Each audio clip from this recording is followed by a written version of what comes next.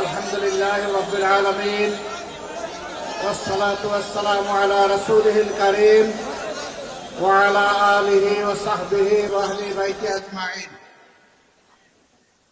বাংলাদেশ জামাত ইসলামী ঢাকা মহানগরী দক্ষিণ শাখা কর্তৃক আয়োজিত বিজয় মিছিল পূর্ব এই সমাবেশের সম্মানিত সভাপতি, মহানগরী দক্ষিণের সম্মানিত আমির, কেন্দ্রীয় নির্বাহী পরিষদের অন্যতম সদস্য জননেতা জনাব নুরুল ইসলাম বুলবুল, মঞ্চে বসা বাংলাদেশ জামাত ইসলামীর অন্যতম নির্বাহী পরিষদ সদস্য বিশিষ্ট আলেমে দ্বীন জনাব AHM আব্দুল হালিম, মঞ্চে বসা মহানগরীর সম্মানিত নেতৃবৃন্দ, আমার সামনে উপস্থিত বাংলাদেশের লাল সবুজ পতাকা মাথায় নিয়ে আজকে যারা হাজির হয়েছেন, প্রিয় জনগণ, আমি আপনাদের সকলকে বিজয় দিবসের শুভেচ্ছা জানাচ্ছি। ওই সমস্ত ভাই বোনদেরকে যারা শুধু দেশে নয় বিদেশে থেকে আমাদের হারিয়ে যাওয়া, ছিনতাই হয়ে যাওয়া এই বিজয়কে ফিরিয়ে এনে জনগণের কাছে উপহার দেওয়ার জন্য সমান তালে 54টি বছর বিশেষভাবে গত 15.5 বছর লড়াই করেছেন, আমি সমস্ত যোদ্ধাদেরকে আজকে বিজয় দিবসের শুভেচ্ছা জানাচ্ছি। গভীর কৃতজ্ঞতা জ্ঞাপন করছি যারা 71 সালে রণাঙ্গনে বুক চিতিয়ে যুদ্ধ করেছিলেন, জীবন দিয়েছেন, বঙ্গত্ব বরণ করেছেন, লড়াই করে সেদিন বিজয় উপহার দেওয়ার জন্য যারা ঘর থেকে বের হয়ে এক এক করে 9.5 মাস যারা রণাঙ্গনে ছিলেন, আমি তাদের সকলের প্রতি গভীর কৃতজ্ঞতা জানাচ্ছি। আমরা জাতি হিসাবে কৃতজ্ঞ জাতি, কিন্তু একটা দল, বিশেষ করে একটা গোষ্ঠীও না, একটা পরিবার জাতিকে কৃতজ্ঞতা বোধ ভুলিয়ে দিয়েছিল। স্বাধীনতার সমস্ত অবদান, ক্রেডিট হাইজ্যাক করে একটি পরিবারের সম্পত্তিতে পরিণত করা হয়েছিল। বাংলাদেশকে তারা তাদের জমিদারি মনে করে নিয়েছিল, জনগণকে তারা তাদের প্রজা এবং ভাড়াটিয়া বানিয়েছিল, আমাদের সন্তানদের মুখের গ্রাস কেড়ে নিয়েছিল, মেধাকে পায়ের তলে দোলন করে ক্যাডার ভিত্তিক বাংলাদেশে গঠন করার চেষ্টা করেছিল। সম্মানিত ভাই ও বন্ধুগণ, এরকম একটি বিজয় দিবস আজকে জনগণের মাথায় মাথায় লাল এবং সবুজের খুঁটি। এই সবুজ হচ্ছে বাংলাদেশের শ্রমিক জমিন, লাল হচ্ছে আমাদের শহীদদের রক্ত। এটা সূর্যের চেয়েও দামি। এই রক্ত দেওয়া শুরু করেছিল এই জাতি 47 সালে। তখন থেকে রক্ত দিয়ে 24-এর 5 আগস্ট পর্যন্ত এই রক্ত দেওয়া অব্যাহত হয়েছিল। দুঃখের বিষয়, 47-এর পরেও জাতির স্বাধীনতার সুফল ভোগ করতে পারেনি। আবার 71-এর পরেও জাতির স্বাধীনতা হাইজ্যাক হয়ে গিয়েছিল। আজ পর্যন্ত কোনো জবাব নাই এই জাতির সামনে, কেন সেদিন মুক্তিযুদ্ধের সর্বাধিনায়ক পাকিস্তানি আর্মির আত্মসমর্পণ অনুষ্ঠানে থাকতে পারলেন না, কেন তাকে পদে পদে অপমানিত করা হয়েছে, কেন তার স্বীকৃতি নেই, কেন যিনি স্বাধীনতার ঘোষণা দিয়েছিলেন জিয়াউর রহমান সাহেব, তার স্বীকৃতি নেই। তারা সকলের অবদানকে ম্লান করে, আমি আগেই বলেছি, একটা পরিবারের সম্পদে পরিণত করেছিল বাংলাদেশের স্বাধীনতাকে। মুক্তিযুদ্ধের চেতনার নামে তারা জাতিকে শোষণ করেছে, ধোঁকা দিয়েছে, জাতির উপর জুলুম করেছে, জাতির অধিকার কেড়ে নিয়েছে, জাতিকে দাসে পরিণত করেছে। বিশেষভাবে অভিনন্দন জানাই। যে লড়াই শুরু হয়েছিল 72 সাল থেকে সত্যিকারের স্বাধীনতার সুফল ভোগ করার জন্য, জনগণের হাতে স্বাধীনতার সুফল তুলে দেওয়ার জন্য, সেই লড়াইয়ের একটা পর্ব সমাপ্ত হয়েছে 24-এর 5ই আগস্ট। এই 24-এর লড়াইয়েও জনগণকে নিজ দেশের স্বৈর শাসকের হাতে জীবন দিতে হয়েছে। তারা জনগণের জীবনকে পাত্তাই দেয়, গুলি করেছে মাটি থেকে, গুলি করেছে আকাশ থেকে, গুলি করে জনগণের বুক ঝাঁঝরা করে দিয়েছে। এই লড়াইয়ের প্রতীক হচ্ছে শহীদ আবু সাইদ। হাতের মধ্যে কোনো আগ্নেয়াস্ত্র ছিল না, বোমা ছিল না, ককটেল ছিল না, খালি হাতে আরেক হাতে রাবারের একটা স্টিক নিয়ে এসে দাঁড়িয়েছিল। সে বলেছিল, বুকের ভিতরে তুমুল ঝড়, বুক পেতেছি, গুলি কর। সেই ঝড়টা কি ছিল? সেই ঝড় কি একা তার ছিল? নিশ্চয়ই না। বাংলাদেশের অধিকার কেড়ে নিয়ে, জনগণের অধিকার কেড়ে নিয়ে জনগণকে যে দাসে পরিণত করা ছিল, সেই ঝড় তার বুকের মধ্যে ছিল।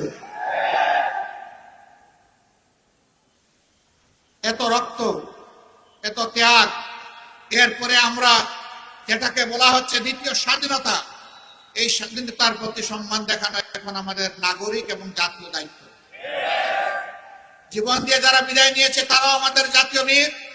এই লড়াইয়ের ময়দানে দেশে বিদেশে যারা শরীক হয়েছে তারাও আমাদের জাতীয় বীর। আমরা জাতীয় বীর দেখে আমাদের উচ্চ শিখরে রেখে তাদেরকে আমরা সম্মান জানাতে চাই। জাতীয় বীরদের এই অবদান কোন ব্যক্তি, কোন পরিবার, কোন গোষ্ঠী, কোন দলের লোলক দৃষ্টির সামনে এটা যেন হারিয়ে না যায়। বাংলাদেশের জনগণকে পাহারা দিতে হবে। আপনারা পাহারা দিতে পারবেন? 24 ঘন্টা, 365 দিন, বছরের পর বছর, যুগের পর যুগ, শতাব্দীর পর শতাব্দী সেই পাহারার জন্য আমাদেরকে তৈরি হতে হবে ইনশাআল্লাহ। আজকের এই র্যালি থেকে আমরা জানিয়ে দিতে চাই, বারবার বুকে রক্ত দিয়ে যে জাতির স্বাধীনতা আনতে পারে, সেই জাতির সন্তানেরা আর এই স্বাধীনতা কাউকে আর ছিনতাই করতে দেবে না ইনশাআল্লাহ। আমরা সবাইকে ধৈর্যের সাথে বাংলাদেশ গঠনে অবদান রাখার জন্য অনুরোধ জানাবো। কাউকে যেন কোনো অস্থিরতা পেয়ে না বসে। আমরা পরিষ্কার বলে দিয়েছি, 15.5 বছরে কিছু আবর্জনা, কিছু জঞ্জাল তৈরি হয়েছে। সেই জঞ্জাল পরিষ্কার করতে হবে। নির্বাচনের সুষ্ঠু পরিবেশ নিশ্চিত করতে হবে। জনগণের ভোটার তালিকা শুদ্ধ এবং সুষ্ঠু করতে হবে। দেশের জনগণের করতে হবে, বিদেশে আমাদের প্রবাসীরা যারা আছে তাদেরও এই তালিকায় অন্তর্ভুক্ত করে আগামী নির্বাচন হবে ইনশাআল্লাহ। আমরা একজন নাগরিক ভোটার তালিকা থেকে বাদ পড়ুক, আমরা এটা চাই না। এর জন্য যা করা দরকার সরকারকে তাই করতে হবে। যে উদ্যোগ নেওয়া প্রয়োজন নির্বাচন কমিশনকে সেই উদ্যোগ নিতে হবে। এই উদ্যোগে আমরা কোনো ব্যতিক্রম, কোনো শীতলতা আমরা বরদাস্ত করব না। ঘরে ঘরে জনগণে এই তালিকাকে নিশ্চিত করতে হবে। যারা চুরি করে ভুয়া ভোটার হয়েছে, একাধিক জায়গায় ভোটার হয়েছে, তাদেরকে এখান থেকে পাক সাফ করে ফেলতে হবে। যারা ধোঁকা দিয়ে একাধিক জায়গায় ভোটার হয়েছে, ওরা আদৌ ভোটারের যোগ্য কিনা সেই সিদ্ধান্ত নিতে হবে। সম্মানিত দেশবাসী, আজকে কথা বলার দিন নয়, আজকে আল্লাহ তাআলার শুকরিয়া আদায় করেন। এই পল্টনেই আজ থেকে কয়েক বছর আগে, 2 দশকের অধিক সময় আগে আল্লাহর কিছু বান্দাকে বড় নির্মমভাবে হত্যা করা হয়েছিল। এইরকম সময়ে, আজকে যে রকম সময়ে কথা বলছি, এইরকম সময়ে স্পষ্ট দিবালুকে 28 অক্টোবর 2006 সাল, নিশ্চয়ই জাতির স্মৃতি থেকে এটা হারিয়ে যায়নি।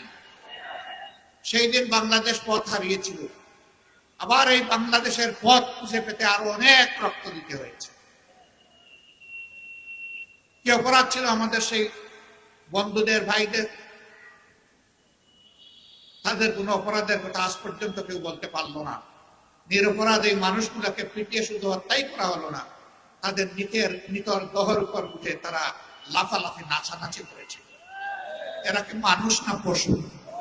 না, এরা পশু নয়। আল্লাহ তাআলার ভাষায় এরা পশুর চাইতে নিকৃষ্ট। আল্লাহ প্রথমে বলছেন বিবেক দিয়েছি, বিবেক অনুযায়ী কাজ করে নাই। আল্লাহ বলছেন এরা পশু। আবার আল্লাহ বলতেছেন আমি পশুকে বিবেক দেই নাই, এদেরকে বিবেক দিয়েছিলাম, এরা পশুর মতো কাজ করেছে, অতএব এরা পশু নয়, তার চাইতেও নিকৃষ্ট। একজন আক্রাসী মাফিয়া মাদারের নির্দেশে সেদিন লগি বৈঠা নিয়ে তার গুন্ডারা রাস্তায় নেমেছিল। তারাই তার নির্দেশে হত্যা করেছিল। এই মজলুম পরিবারগুলো সেদিন বিচার চেয়েছিল, আদালতে বিচার দায়েরও হয়েছিল, কিন্তু ক্ষমতার গরমে সেই বিচার তারা খেয়ে ফেলেছে। আমরা কথা দিচ্ছি এই বিচার আবার ফিরিয়ে আনা হবে ইনশাআল্লাহ। বাংলার জমিনে আবার তাদের বিচার হবে ইনশাআল্লাহ। এর পরবর্তী পর্যায়ে শাহবাগীদের দাবিতে যাদেরকে হত্যা করা হয়েছে, খুন করা হয়েছে, তাদেরও বিচার আবার ফিরিয়ে আনা হবে ইনশাআল্লাহ। আর যে সমস্ত শাহবাগীরা সেদিন বাংলাদেশকে চ্যালেঞ্জ করে পাল্টা সরকার গঠন করেছিল, জনগণ তাদেরও বিচার চায়। বাহ, এক দেশে দুই সরকার, এক সরকার বসে আছে পার্লামেন্টে, আরেক সরকার বসে আছে শাহবাগে। পার্লামেন্টের সরকারের কথায় জাতীয় পতাকা উঠে না, নামে না। শাহবাগের সরকারের, ভুয়া সরকারের কথায় পতাকা উঠে আর নামে। সেদিন আমরা দেখি একবার নয়, দুবার নয়, একদিন নয়, দুদিন নয়, এক সপ্তাহ নয়, 2 সপ্তাহ নয়, মাসের পর মাস রাষ্ট্রীয় পৃষ্ঠপোষকতায় সেই সন্ত্রাস চালিয়ে দেওয়া হয়েছে। বাংলাদেশ তুমি সাক্ষী, বিশ্ব তুমি সাক্ষী। আমরা অন্যায়ের কাছে মাথা নত করিনি, আমরা অন্যায়ের কাছে মাথা নত করব না ইনশাআল্লাহ।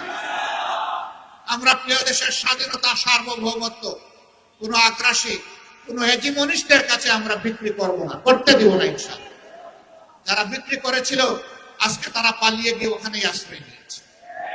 তারা এদেশকে নিজের দেশ মনে করতো না, কারণ এদেশে তাদের বাচ্চা কাচ্চা বসবাস করতো না। তাদের বাচ্চা কাচ্চাকে নীরবে অন্য দেশে পাঠিয়ে দিয়ে এই দেশকে তারা সন্ত্রাস কবলিত করে ত্রাসের মাধ্যমে এই দেশকে তারা শোষণ করেছিল। তারা মূলত প্রতিশোধ নিতে এসেছিল। আপনারা জানেন কিসের প্রতিশোধ? আমি জিজ্ঞেস করি, সেদিন আপনার পিতাকে কারা হত্যা করেছে? যারা 71-এর রণাঙ্গনে বুক চিতিয়ে যুদ্ধ করেছিল, তাদের হাতে আপনার পিতাকে নিহত হতে হতো। আপনারাই জবাব খুঁজেন, এর জন্য দায়ী কারা? কারা সেদিন ব্যাগ লুটেরা ছিল? কারা সেদিন নৈব সৃষ্টি হওয়া বাংলাদেশকে তলাবিহীন জুড়িতে পরিণত করেছিল? কাদের নেতা করেছিল? ডাইনে যাদের দিকে তাকাই তারাও চোর, বামে যাদের দিকে তাকাই ওরাও চোর, সামনে যাদের দিকে তাকাই ওরাও চোর, পেছনে যাদের দিকে তাকাই ওরাও চোর। কাদের নেতা বলেছিলেন, কাদেরকে বলেছিলেন উদ্দেশ্য করে? সেই জবাব আজকে তাদেরকে খুঁজতে হবে। কাজেই প্রতিশোধ জনগণের উপর নয়, প্রতিশোধ নেন আপনাদের অপকর্ম সংগঠনকারীদের উপর।